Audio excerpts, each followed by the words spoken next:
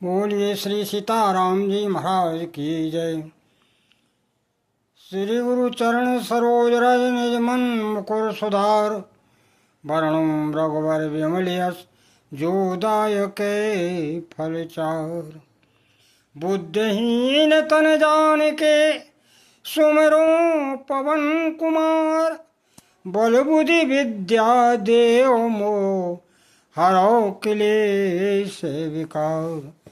श्री सीताराम जी महाराज की जय। श्री हनुमंत लाल की जय। श्री सद्गुरु भगवान की जय। एक बार श्री राधिका मैया भगवान श्री कृष्ण के विरह में बड़ी दुखी हो गई, तो उनकी जो विशाखा नाम की सखी थी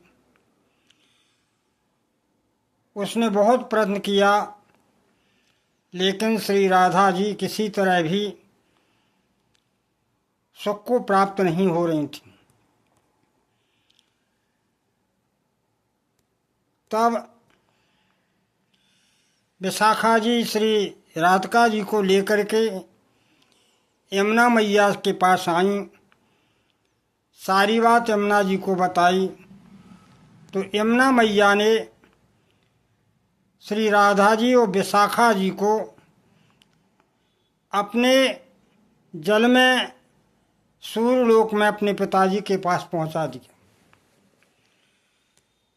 लेकिन श्री राधिका जी का जो विरह व्यथा थी भगवान श्री कृष्ण के वियोग की, वहाँ भी दूर न हुई। तब फिर सूर्य की धर्मपत्नी श्री छाया देवी ने विचार किया कि भगवान सूर्य भी तो विष्णु का स्वरूप हैं, इसलिए हम इस सूर्य मंडल में भगवान विष्णु की छवि को दिखा करके श्री राधा जी के विरह की व्यथा को शांत कर सकते। ऐसा विचार करके सूर्य धर्मपत्नी श्री छाया देवी ने राधिका जी से कहा, प्यारी देवी, इस सूर्य प्रभा मंडल को देखो, इसके मध्य में जो नारायण विराजमान हैं यही तो भगवान श्री कृष्ण हैं। लेकिन ऐसा जब सूर्य की धर्मपत्नी कह रही थी तो विशाखा जी ने कहा, प्यारी मैया,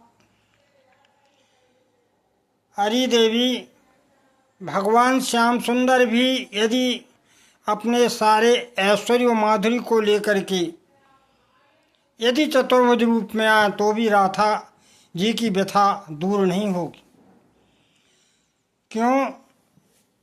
क्योंकि राधिका जी तो अपने नटवर श्याम को दोभुज के रूप में, श्याम सलोने के रूप में देखना चाहती हैं, जिस रूप में भगवान ने राधा जी के साथ अलौकिक लीलाएं की। मानस में भी गोस्वामी लिखते हैं,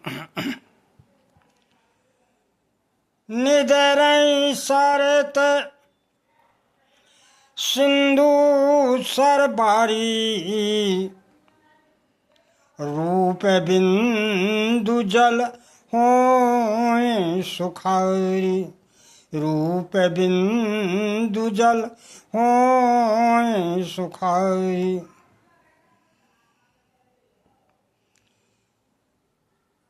चातक भी नदी समुद्र चाहे जहाँ लो, लेकिन वो उस स्वाति नक्षत्र के जल को ही पी के शांत होता है। उसी तरह भक्त जिस रूप में प्रभु को पाना चाहता है उसी रूप में देख करके अपनी व्यथा को शांत करता है। ये भगवान की लीलाएं। वृंदावन में एक भक्त हुए हैं जिन्हें वैद्य जी के नाम से पुकारते थे। वो भगवान श्री कृष्ण के बड़े अनन्य भक्त थे और उतनी रोगियों को देखते थे जितने से उनका घर का एक दिन का काम चल जाता था। वो अपनी पत्नी से पूछते थे कि आज क्या चाहिए, पत्नी लिख कर के दे देती थी और वो उस पत्र को लेकर के दुकान पर आकर के भगवान श्री कृष्ण के चित्रपट के सामने उसको रख देते थे कि कान्हा आज तो इतना ही चाहिए, और उतने वो हिसाब लगाते थे कि इतनी रकम में इतनी चीज़ें आ जाएंगी, तो उतने रकम के ही वो मरीज़ देखते थे। इसके बाद दुकान बंद कर देते थे, ज़्यादा संग्रह नहीं करते थे। एक दिन की बड़ी विचित्र घटना हुई कि पत्नी ने सारी सामान लिखने के बाद नीचे लिख दिया कि बिटिया के दहेज का सामान भी लाना है। अब तो जब उन्होंने हिसाब लगाया तो सौदा का तो हिसाब लिख लिया, लेकिन दहेज का सामान कहाँ से ला। अब तो वो निरुत्तर हो गए, विचार करने लगे क्या किया जाए। तो उन्होंने वो पत्र कान्हा जी के सामने रख दिया। बोले ये तो कान्हा अब तुम ही जानो, जैसा तुम्हें करना हो सो कर, हमारे बस की तो बात नहीं। उसी समय जितनी रकम में ऊपर सौदा थी उतने मरीज देखने के बाद वो बंदी कर रहे थे कि एक कार द्वारे आई। कार में से दो लोग उतरे, एक महिला थी एक पुरुष था। उसने प्रणाम किया। वैद्य जी बोले भाई अब तो बंद हो चुकी है दुकान, अब हमको नहीं चाहिए। तो उसने कहा महाराज आपने मुझे पहचाना नहीं, मैं आज से 8-10 साल पहले आया था, मेरे कोई पुत्र नहीं होता था, मैं सभी जगह भटक चुका था, डॉक्टरों को भी दिखा लिया था, तब आपने कहा था कि मेरे कान्हा के खजाने में किस बात की कमी है। अरे धन भी चाहिए, पुत्र भी चाहिए, जन्म भी चाहिए, मृत्यु भी चाहिए, क्या नहीं मिल सकता वहाँ। वहाँ तो सब कुछ भरा पड़ा हुआ है, बस बात विश्वास की है। ऐसा कहते ही उन्होंने कुछ पड़ियाँ बना दी। पत्नी ने खाई और कहना नहीं होगा न मैं महीना पुत्र हुआ, फिर तो 2 पुत्र हो गए।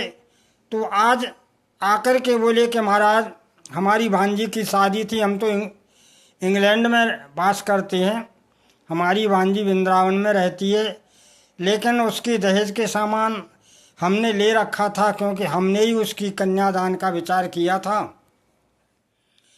अब उसकी एक दिन बुखार आने से जो है वो भगवान को चली गई, भगवान के पास चली गई। तो विचार आया कि क्यों ना इस दहेज का साम वैद्य जी को दे दें। अगर वैद्य जी की कन्या की शादी होगी तो बस दहेज दे देंगे, नहीं तो उतना पैसा दे देंगे, कृपया आप इसे स्वीकार कर लें। तो उसी समय उनके नेत्रों में अश्रु आ गए और उस लड़के का नाम सतीश था। बोले सतीश देखो आज मैंने मेरी पत्नी ने कान्हा के लिए दहेज का सामान लिखा था और मैंने भी कह दिया कि ये कान्हा ही जाने, धन्य है नटवर तुम्हारी लीला को धन्य है। और वो सामान आज आ ही गया। हमें यद्यपि तुम्हारी भांजी का बड़ा दुख है, लेकिन हम तो इनकी व्यवस्था की बात करते हैं कि धन्य प्रभु, वास्तव में जो इनके ऊपर विश्वास करता है वो अक्षय धन का, उसके पास कभी धन की कमी नहीं होती, उसके पास कभी सुख की कमी नहीं होती, वो तो निरंतर प्रभु के चिंतन में मस्त रहता है। ये सत्य घटना श्री वृंदावन धाम की है।